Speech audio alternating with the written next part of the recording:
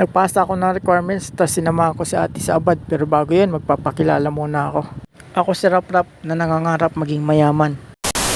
Maaga nga akong gumising ngayon kasi meron akong lalakarin. Ang lalakarin ko nga pala ngayon ay magpapasa ako ng requirements sa One Imos. Kasi nag-apply muna ako ng trabaho dito sa Pinas habang wala pang kasiguraduhan ang aking pag-abroad.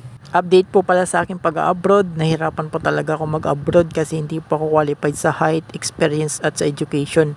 Kaya nag-apply lang muna ako dito sa Pinas habang wala pang kasiguraduhan ang aking pag-abroad. Hindi po kasi pwedeng wala akong trabaho habang nag-aantay ako ng opportunity abroad.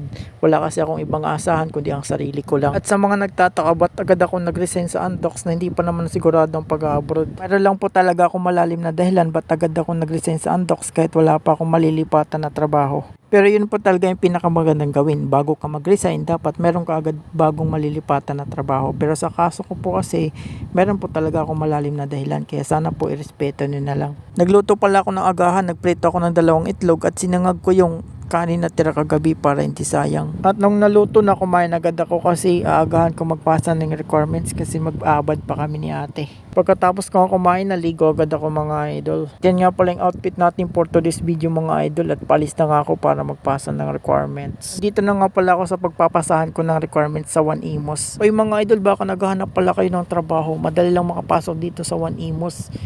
Unang gagawin, ipapasa mo lang yung resume, tapos papa-examine ka. Tapos interviewin ka konti, tapos bibigyan ka ng referral ng kanilang requirements. Tapos tapos mo na yung requirements nila, papamedical ka. Tapos mo ng medical, papakuhanin ka ng health card, tapos dental.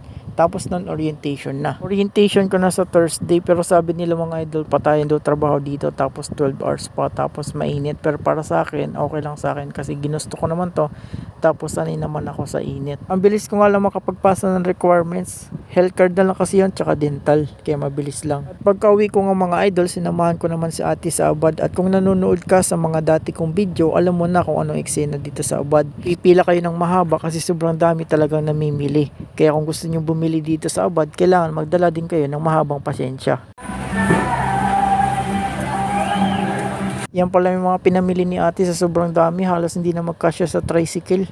Dinadamihan niya na kasi pag namimili siya para hindi sayang yung pagpila niya ng pagkahaba-haba at oras sa pag-aantay ng matagal. Hanggang dito lang muna yung video natin mga idol. Maraming salamat dahil tinapos mong panoorin yung video na to. Hanggang sa muli, bye-bye! Naawa talaga ako sa tricycle na sinakyan namin kasi para maghiwalay na kailangan ko pa nga sumakay sa harap pag may hams kasi baka tumaob.